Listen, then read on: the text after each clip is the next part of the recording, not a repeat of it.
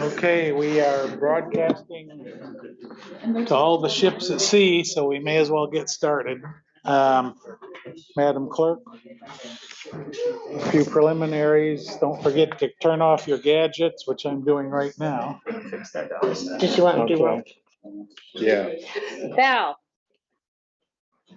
Curran. Freeling. Present. Harrison. Hinkleman. Majerick. Here. Ott. Here. Pittsford. Ballrat. Present. Werfel. Here. Yarborough. Present. Elliott.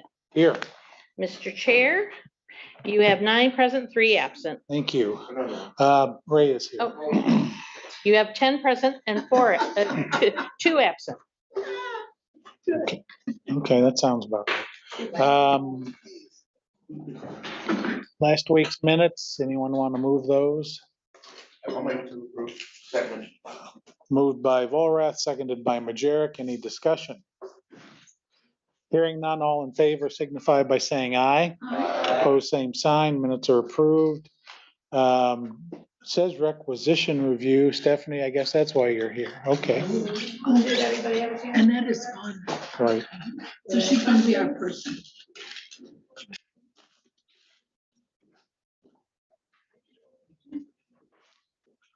Okay, Dan, you want to tell us about the TIF for Harbor Shores? Yeah, thank you. Good morning, everyone. Good morning. Was that? Give me one second. Got it?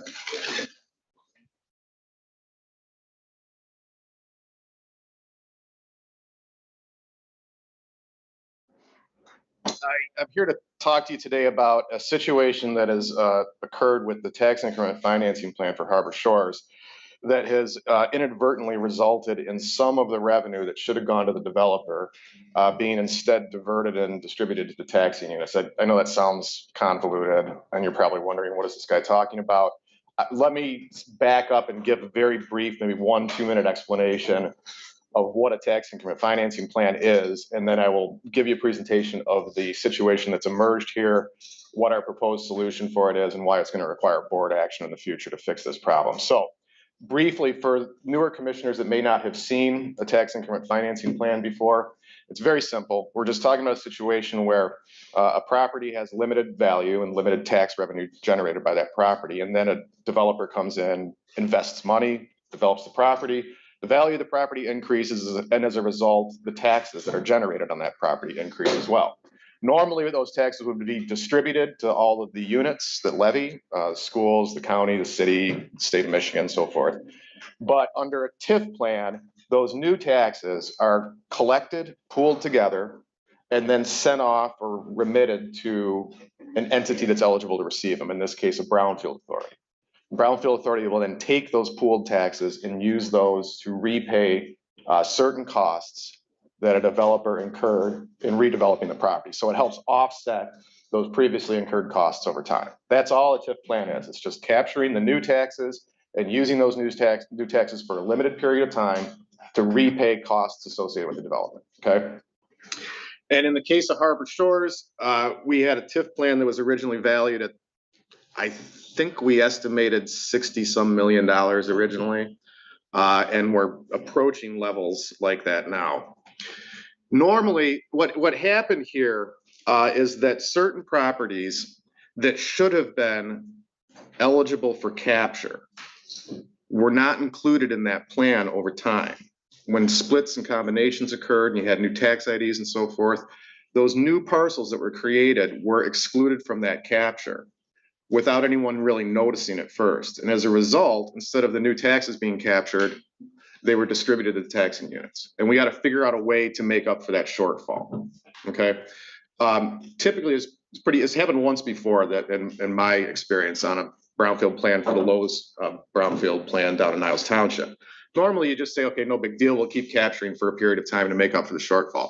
But because of a peculiarity in the way this project was designed, that's not possible for us to do right now. So we have to make some amendments to this project. So bear with me, it's a little confusing, but in 2005, the city of Benton Harbor and the city of St. Joe entered into an agreement called a 425 agreement. This is under Public Act 425, 1984. And that agreement temporarily transferred certain parcels from the jurisdiction of the city of St. Joe to the jurisdiction of Benton Harbor, okay? That was done because at the time, we could not use tax increment revenues to repay infrastructure costs associated with the development if the parcels were located in a non-core community, okay? And this sounds complicated, but basically, a brownfield plan in Benton Harbor at the time, we could take all that tax increment revenue, capture it all, and repay costs for infrastructure and stuff like that. In non-core community like St. Joe, we couldn't do that. We could only use the tax increment revenues to pay back environmental costs, and those were relatively limited. So the remedy to that was to have Benton Harbor temporarily take over a portion of St. Joe. And now it's all core community, and now we can capture the taxes and move them around and repay costs wherever we want. So that was the reason that this 425 was put in place. And the parcels we're talking about, let me zoom in here. We're talking about, you see the ones that are labeled 2, 3, 4. Those are the parcels we're talking about. That's where like the 3 parcel is where the new hotel, the new marina is. The 4 parcel is what we call the fairways. That's the high-end development of the project. Those are the parcels that were originally in the city of St. Joe and temporarily placed into the jurisdiction of Benton Harbor so that we could use that new tax revenue to repay the road, the development of the roadways, the water, the sewer, the storm sewer, the curb gutter, all this other stuff they had to go in. Okay. In 2022, we discovered that a number of those parcels, those 425 parcels, were mistakenly excluded from tax capture for the years of 2015 through 2021, resulting in a shortfall of reimbursement to Harbor Shores. We corrected this for 2022 moving forward. But at the time, what was happening, as I said, the new taxes that were being paid by the property owners there, instead of coming to us, they were going off to the taxing units. And it was a small enough amount each year that we didn't see it at first, okay? We only saw it kind of as it aggregated over time, and we're like, hey, we should have more money coming in. Our projections are way off. What's going on here? So the solution to this would normally be, let's just continue the capture for a longer period of time and we'll make up for that shortfall. We'll just, we'll add some interest on it, make sure that developers made whole, but we'll just carry the capture out past where we thought we'd be. The problem is that when the 425 agreement expires between St. Joe and Benton Harbor, we cannot collect tax increment revenues on those parcels anymore. And the reason is the city of St. Joe never actually approved the Harbor Shores Brownfield plan. They didn't have to, because at the time the plan was adopted, the parcels we're talking about weren't in St. Joe. They were in Benton Harbor. So when the 425 expires, we're now in a situation where we don't have a brownfield plan that's been approved by a local unit. And by law, we can't capture anymore. So the solution here is to say, St. Joe, first, adopt the brownfield plan that we originally passed in 2006, so that when this 425 agreement expires, you're now part of the project. We can continue to capture. Okay, that's the first solution. The second solution is, how long are we going to capture? Okay, because St. Joe understandably says, well, we don't want to give up our opportunity for all this new tax revenue for that long. I mean, what are we talking about here? So we went and did the calculations, and here you can see is how we kind of discovered how this happened. This is the 2021 summer tax roll for the 425 parcels. This is total. 67 parcels, a baseline value. Remember, that was the original value of these parcels was $851,000. It had now ballooned up to $11,700,000 roughly. So a captured value of about $11,000,004. There's some adjustments in there made for PRE exceptions and so forth. So we had revenue coming in of about $571,000. And we thought, boy, that is way lower than it should be. We know there's been a lot of development on these parcels. What's going on? We started going through it and we realized, oh, we've lost all this capture. When we corrected it for 2022, you see where we go. We went from 67 parcels to 191 parcels. So they're almost, there are 120 some parcels that we just missed. And of course, the value went from 11 million to 20 million. And as a result, the captured revenue went from 580 or whatever it was to almost $1 million. That's what we were missing. Okay, the difference. It's a lot of money. We go to 2023, you see if it's even more. Now we're up to 1.1, almost $1.2 million of revenue that's being captured there. So, as I said, the 425 agreement was necessary in order to allow us to use the TIF to pay for certain costs that we otherwise couldn't do in a non-core community. Ironically, about 2 years after we approved this project, the law was amended to basically say, oh, guess what? Now St. Joe is eligible for all that stuff too. You didn't need the 425 agreement ever. So once that 425 agreement expires, parcels are now in the city of St. Joe. If St. Joe has adopted the brownfield plan, we can continue the capture. We can use it for whatever purpose we need to offset project costs. Our recommendation, therefore, is that St. Joe adopt the plan and that St. Joe and Berrien County enter into a memorandum of understanding that once the shortfall has been made up, once we capture enough to pay off that shortfall, the county will voluntarily terminate the capture plan as to those parcels, which is allowable. Okay, there's a provision in the act that says that the county can partially terminate a plan upon mutual agreement with the parties. And that's what we're saying, like, let us capture the taxes until we can make up for the mistake. and then we'll terminate the plan once that's done. And that's probably gonna be about 3 or 4 years from now. Here's our projection right now, and this is a running total of the missed capture. Starting in 2016, we missed about $2,000. 17 is about 5,000, and on and on and on. You see, this is all the money that we should have captured that we didn't. We add in the 6% interest rate, which is approved within the plan, and the amount of money owed to Harbor Shores by 2026, when the 425 expires, it's gonna be 1.3 million. Our projections suggest that one additional year of tax capture on those parcels will more than make up for the shortfall that occurred from 2016 to 2021. So I went to City St. Joe 2 weeks ago, talked to their board about it. They approved by resolution, they formally adopted the Harbor Shores, the original Harbor Shores Brownfield plan. They also agreed to enter into a memorandum of understanding that once that shortfall had been covered, the county board would act to terminate the plan as those 425 parcels, and then all the properties are now back on the ad valorem tax rolls. And that's gonna happen probably at the end of 2027, it looks like. I know it's really complicated. I hope I was able to kind of make it, simplify it. But what's gonna happen next week is I'll bring in a resolution to the Finance Committee asking the board to adopt this memorandum of understanding. Thaddeus has looked at it. We don't think there are any concerns with it. It basically just assures the city that at a future date, upon their request, you will terminate the plan on the St. Joe parcels, okay? Finance Chair has a question. Did you meet with the city of Benton Harbor? No. Because it's not necessary. This pertains only to the parcels in the city of St. Joe. Benton Harbor doesn't have to do anything right now. But you said it ended up being Benton Harbor's property? The parcels are right now. 234.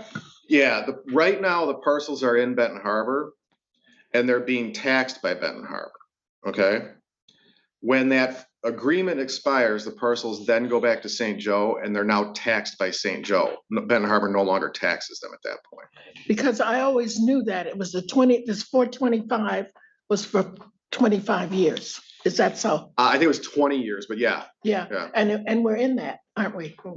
Yeah, and it's coming to the end, yeah. So it would have come no matter where the taxes went or whatever, that would have been the property going back to St. Joe That's right, and Benton Harbor out of it. right. I would ask, maybe it's all done, but that all the parties be contacted or something. They're gonna read in the paper and say, what is this? Yeah, that's You fair, know? fair point. I'll send notification to Benton Township and Benton Harbor with the simplest explanation I can make of what's going on here. It truly has absolutely no effect on either Benton Township or Benton Harbor because they would never be levying on these parcels anyway at the time that it expired, but I'll notify the parties nonetheless. Yeah, because I remember when the paperwork and all that was done. Then where did the tax money go? Is it just sitting somewhere, not earning interest or? It got distributed to, Unit. the schools got it, the state Okay. educational fund got it, the county got it. The things on the The bottom city of the got tax it. bill. Yeah, all of the taxing units ended up getting that money when really it should have gone to the developer. And of course, the problem is the only solution is to either make up that loss at the end of the project or to go back to every one of those taxing units and try to say, give us the money back, Oh, no, which is just practically not going to happen. don't have it. And in some cases, some parties wouldn't even have the money available to give back. So this is the only way to do it. The only party that kind of loses out is St. Joe because they anticipated this new tax revenue that they're not going to get for a year or so, Okay. which we think is a fair solution because the assessment mistake occurred in St. Joe anyway. So it's kind of like we're asking them to kind of correct the mistake that they made. Okay. Question? That's what I want. Just to piggyback on what Commissioner Yarborough said, is there any indication of how much revenue the city has generated over the last 20 years of Benton Harbor from being a part of this? Zero. So, Officially zero. Technically, that's not true because if I go back. Here.